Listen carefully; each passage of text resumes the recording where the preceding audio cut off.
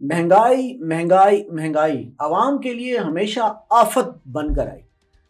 नाजरीन, आज का प्रोग्राम मुझे बढ़ती हुई महंगाई ने करने पर मजबूर किया है। पेट्रोल की कीमतें, बिजली की कीमतें, गैस की कीमतें मुसलसल बढ़ती ही चली जा रही हैं। इनके साथ साथ अशिया खुर्दो नोश भी आवाम की दस्तरस से बाहर होती जा रही हैं। आवाम धाड़े मार मार कर रोते नजर आते हैं, चीखे मारते नजर आते हैं, बिल बिलाते नजर आते हैं, लेकिन अरबाब इख्तियार के कानों पर जूं तक नहीं रेंगती। जब उनसे पूछा जाता है, जब उनसे बात की जाती है, तो वो कहते हैं कि मईशत कमज़ोर हो रही है। ये पूछा जाए कि मईशत क्यों कमज़ोर हो रही है, तो जवाब आता है कि पॉलिसीज़ नहीं बना रहे। अच्छा, पूछते हैं कि पॉलिसीज़ किसने बनानी है, तो कहते हैं हुकूमतों ने बनानी है। और पूछते हैं कि वो कौन सी हुकूमत होगी जो पॉलिसी बनाएगी, तो कहा जाता है कि हम बना रहे हैं, पिछली हुकूमत ने ये कर दिया और पिछली हुकूमत ने वो कर दिया, लेकिन कभी वाज़े जवाब नहीं मिलता। आज इसी मौजू पर बात करने के लिए मैंने खुसूसी तौर पर मदऊ किया है कौसर कुरैशी साहब को। कौसर कुरैशी साहब सहाफ़ी तो हैं, लेकिन इसके साथ साथ चूँकि बड़ा अरसा उन्होंने कांग्रेस की बीट की है और मईशत के हवाले से बड़ा उनका गहरा तज्ज़िया और बड़ी गहरी नज़र रखते हैं। कौसर कुरैशी साहब, मैं आपको स्टूडियो में खुशामदीद कहता हूँ। और सबसे पहले मैं आपसे ये पूछूंगा कि मईशत जो होती है, ये जैसा कि मैं अभी अपने इंट्रो में भी बता रहा था, ये कैसे कमज़ोर हो जाती है, क्यों कमज़ोर हो जाती है? और सबसे पहले तो आप मुझे इस सवाल का जवाब दें। इसके बाद कुछ बहुत अहम बातें हैं जो मेरे ख्याल से आज हमारे नाजरीन सुनना चाहेंगे, ताकि वो भी हकीकत से आगाह हो सके। जी, बहुत शुक्रिया मलिक साहब। सबसे पहले तो आज का जो मौजू है ना, ये जो मौजूदा हालात हैं उसके लिए हर किसी का जानना बहुत ज़रूरी है कि ये ऐसा क्यों है, और ये महंगाई की चक्की में जो पिसने वाली कौम है, ये कहाँ से स्टार्ट हुआ और किस तरफ जा रहे हैं। असल में मईशत जो है वो आप देखें कि इसको देखते हैं ना कि इतने डॉलर आपके रिजर्व पड़े हुए हैं जी। ये तो आप सुनते ही होंगे, हर बंदा सुनता है कि इतने डॉलर रिजर्व पड़े हुए हैं। अब अगर किसी को कहें कि पीछे रिजर्व नहीं है, तो वो कहते हैं जी हमें तो चीनी पत्ती से गर्ज है, हमें तो किसी डॉलर का कोई नहीं लेना देना, या फॉरेन एक्सचेंज में क्या हो रहा है हमें तो उससे कोई लेना देना नहीं है। लेकिन दर हकीकत ऐसी है कि जो जितने डॉलर आपके रिजर्व पड़े होते हैं उसके मुताबिक ही आप रुपया इस्तेमाल कर सकते हैं। पहले तो ये होता था कि गोल्ड के एवज आप उतना रुपया छाप सकते थे जितना गोल्ड पड़ा होता था। फिर जब IMF आया तो IMF के बाद तो ये हुआ कि डॉलर आप रिजर्व रख सकते हैं।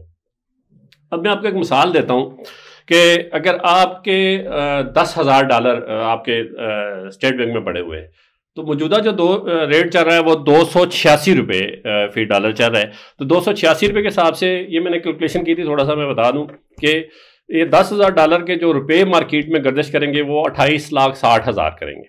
ठीक है, 28,60,000 रुपये अगर मार्केट में पड़ा हो तो वो हम उसको इस्तेमाल कर सकते हैं। हमारे स्टेट बैंक में पड़ा होगा 10,000 डॉलर। उस 10,000 डॉलर से हम क्या कर सकते हैं? वो 10,000 डॉलर हम कभी बाहर से पेट्रोल लेते हैं, कोई चीज़ इंपोर्ट होती है, वहाँ पे इस्तेमाल हो सकता है। अदरवाइज पाकिस्तान के अंदर उस डॉलर के इस्तेमाल का कोई ज़रिया नहीं है। वो सिर्फ और सिर्फ, चूंकि मईशत की दो इकसाम है सर, एक है माइक्रो और एक है मैक्रो। माइक्रो जो होती है ना, ये रुपये के ऊपर डिपेंड करती है। रुपया कहाँ से आता है, कैसे जाता है। अगर मुल्क के अंदर कोई काम करना हो तो स्टेट बैंक के पास पैसा ना हो तो वो बैंकों से कर्जा ले सकता है। ये अंदरूनी कर्जे होते हैं जिसे सर्कल कहते हैं। बाहर से जो आने वाला डॉलर है, अगर 10,000 डॉलर हमारे पास पड़ा हुआ है और 2,000 डॉलर मजीद किसी भी तरीके से, या किसी ने बाहर से जो हमारे मजदूर बाहर काम करने जाते हैं वो अगर अपने घर पैसे भेजते हैं, वो 2,000 डॉलर उन्होंने अपने घर भेजा है, तो 2,000 डॉलर तो आ गया हमारे स्टेट बैंक में, उनको उसके बदले में रुपए मिल गए। हमारे पास जो स्टेट बैंक में रिजर्व की जो तादाद है डॉलर्स की, वो 12,000 हो जाती है। अगर 12,000, चूंकि 28,60,000 रुपये हमारे मार्केट में गर्दिश कर रहे हैं, तो अगर हम उसी पे उसको तकसीम करें, उसका बोझ जो है ना रुपए के ऊपर डलता है, अगर तो वो कम होकर 238 रुपये का हो जाता है। 12,000 जो है वो अगर 28,60,000 रुपये करें तो। इसी तरह से अगर हम कोई चीज़ एक्सपोर्ट करते हैं, मसलन हमारे पास ज़रूरी मुल्क है, गंदम है, हमारे पास सेब होता है, हमारे पास बहुत सारी दूसरी चीज़ें हैं, जैसे आजकल सिट्रस फूड बहुत ज़्यादा माल्टा है, तो इन चीज़ों के अगर कोई चीज़ हम एक्सपोर्ट करते हैं या कुछ चीज़ ऐसी बनाते हैं, इंडस्ट्री ग्रो होती है, कोई ऐसी चीज़ बाहर भेजते हैं, कोई चमड़े का हमारा बड़ा मशहूर इंडस्ट्री है, चमड़े की इंडस्ट्री है, कॉटन इंडस्ट्री है हमारे पास, और इस तरह की बहुत सारी इंडस्ट्रीज़ हैं, वहाँ में अगर चीज़ें बना के हम उसको एक्सपोर्ट करते हैं, कोई $10,000 हमारे पास मजीद आ जाता है। वो $10,000 अगर हमारे पास आता है तो हमारे पास स्टेट बैंक में $20,000 हो जाता है। अगर हम उसको रुपये से कंपेयर करते हैं, वहाँ पे देखते हैं, तो वो 286 वाला जो है ना, वो आधा हो जाता है। या तो 28,60,000 रुपये हमें और मजीद छापने पड़ेंगे, या अगर उसी पे हम उसको मैनेज करते हैं तो वो $143 का हो जाएगा। ठीक है।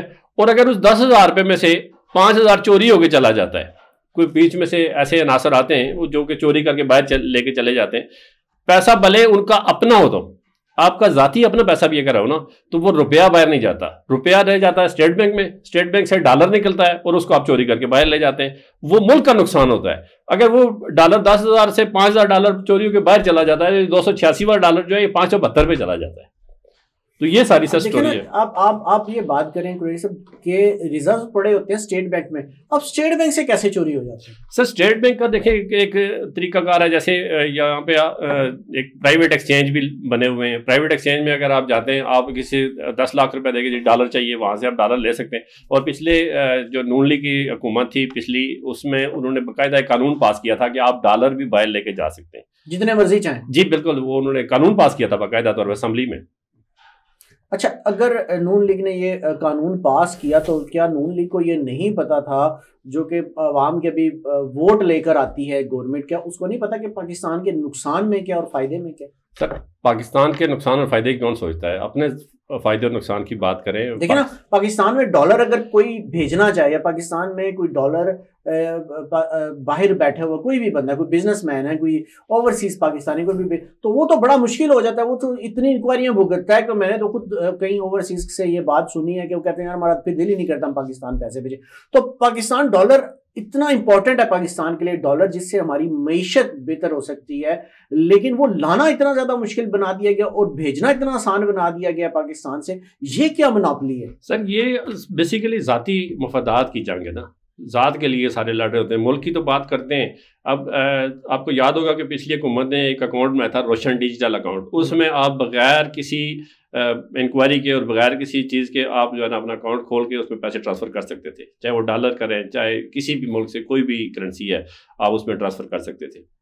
जबकि मौजूदा हुकूमत ने फिर वो वही मामला शुरू कर दिए हैं। और आप जो बात करते हैं कि यहाँ आना, ये असल में इन लोगों के अपने मफादात होते हैं। एक बंदे का यहाँ पाकिस्तान में कोई बिजनेस है, कोई प्लाजा है, कोई फैक्ट्री है, कोई चीज़ है, वो अपना पैसा बाहर लेके जाना चाहता है, तो यहाँ पे पाबंदियाँ, या तो वो चोरी करके लेके जाएगा, तो उसको बाहर पहुँचाने के लिए इस तरह जब बैंकों पे पाबंदी होगी तो लोग हुंडी के जरिए पैसा भेजना पसंद करते हैं। अच्छा, यहीं पे मुझे एक और बात भी बताया था कि कुछ टाइम पहले स्टॉक एक्सचेंज के धर्ताओं ने जब IMF को किस देना हमारे लिए एक मसला बना, तो उन्होंने दावा किया था, उन्होंने कहा था कि आप डॉलर से पाबंदी हटा दें और हम सारी IMF की किस्त दे देंगे। इसमें कितनी हकीकत है?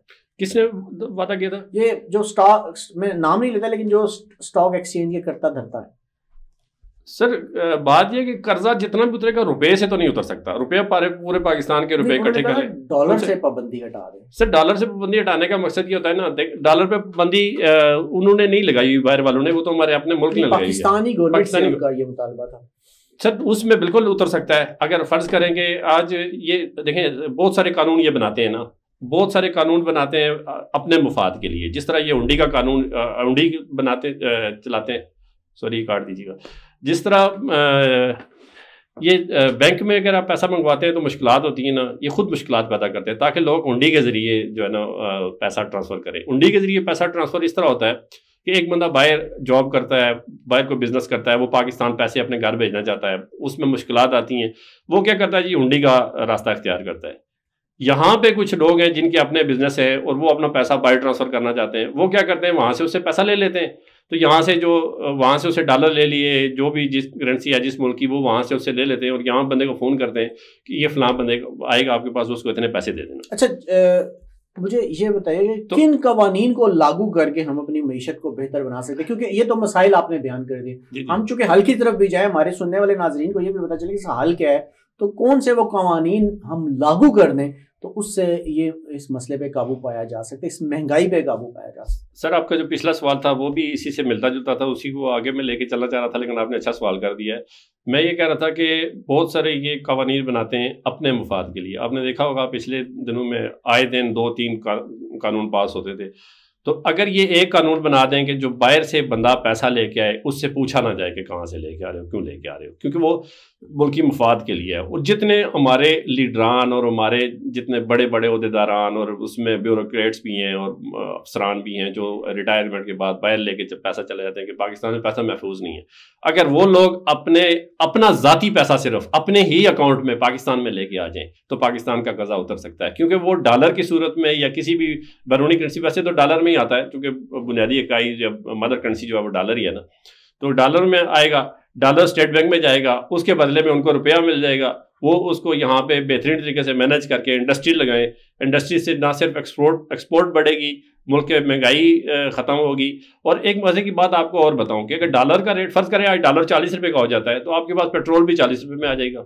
और पेट्रोल अगर 40 रुपये पे आ जाओ तो आप देखें, अपने हालात देखें या दूसरे आपके अड़ोस पड़ोस में जो लोग हैं जो आपके मुलाजमीन हैं उनको देखें, 40 रुपये पेट्रोल हो तो वो कितने फ़ायदे उठा सकते हैं। अब हमारी जो रोज़मर्रा ज़रूरियात की एशिया हैं वो कहाँ पे कितनी सस्ती हो सकती हैं, उससे कितना फायदा हो सकता है। मशीनरी ऑयल से चलती है और सारी चीज़ें ऑयल पे डिपेंड करती हैं, तो उससे जाहिर बात है इंडस्ट्री बिजली कैरेज सर इतना ज़्यादा लगता है, देखें उसको देखें। बिल्कुल ठीक कह रहे हैं। तो आपने हल भी बताए कौसर कुरैशी साहब, और आपने बड़ी तफसीली जो है वो रोशनी डाली इस मईशत के हवाले से, और आपने कुछ तजावीज़ भी दी मईशत के हवाले से। लेकिन हम साथ ही हुकूमतों से भी ये बतौर पाकिस्तानी, बतौर सहाफ़ी भी नहीं, बतौर पाकिस्तानी हम लोग अपील करते हैं कि वो ऐसी पॉलिसीज़, ऐसे कवानीन बनाएं जो पाकिस्तान की मईशत को बेहतरी की तरफ लेके जा सके। क्योंकि अब तो तरस गए हैं अब इस बात को कि पाकिस्तान की मईशत भी कभी बेहतरी की तरफ जाए, ऊपर जाता हुआ पेट्रोल नीचे भी आए, ऊपर जाते गैस के नर्ख, बिजली के नर्ख नीचे भी जाएं, और महंगी हुई चीज़ें कभी ये भी सुनने को मिले कि बहुत सस्ती हो गई हैं, जिससे आवाम को रिलीफ मिल रहा है। उम्मीद है कि हुकूमत वक्त, आने वाली हुकूमत और जिनको जिम्मेदारियां दी जाएंगी वो इस पर लाजमी सोचेंगे और कुछ ना कुछ ऐसा ज़रूर करेंगे जिससे मईशत बेहतर और आवाम को फ़ायदा हासिल हो सके। अगले प्रोग्राम तक के लिए इजाज़त दीजिएगा। अल्लाह हाफिज़।